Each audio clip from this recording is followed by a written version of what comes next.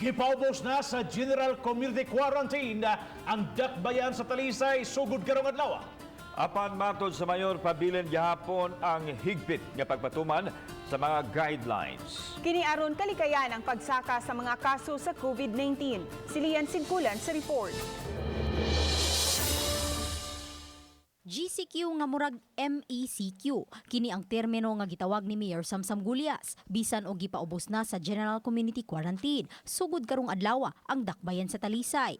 Sa miaging semana ang dakbayan lang ang bugtong gipabalik sa MECQ sa tanang syudad sa tibok nasod ug maoy gikahibudngan sa mayor. Akong giina ng kapulisan ug ang army na station diri pag MECQ that ang ato ang protocols especially sa guidelines na i-follow sa EO regarding quarantine passes, regarding social distancing, magpabilin gyud mo nang nihangyo gyud ko sa kadagkuan sa kapulisan na ibilin gini ato ang mga tropa diri na naa karon sa Talisay.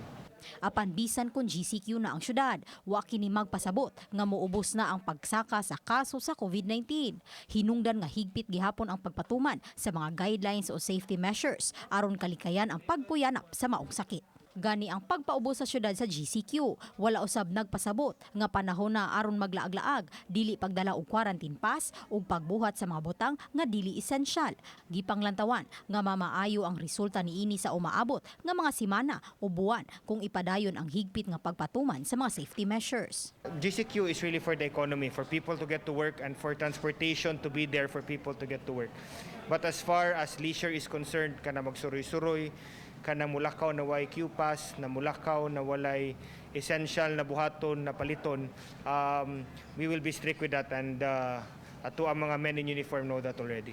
Samtang sa among pagtuyok-tuyok sa dakbayan, daghang mga sakyan na ang nanggawas, maong nasinati ang pagbugat sa trapiko sa pipila ka kadalanan. Matud usab sa hepe sa Talisay City Police nga dili random inspection ang ilang ipatuman sa mga quarantine control checkpoint. Since in ECQ, we have made sure that all vehicles coming in are checked. So it's not random. So all vehicles coming in are checked.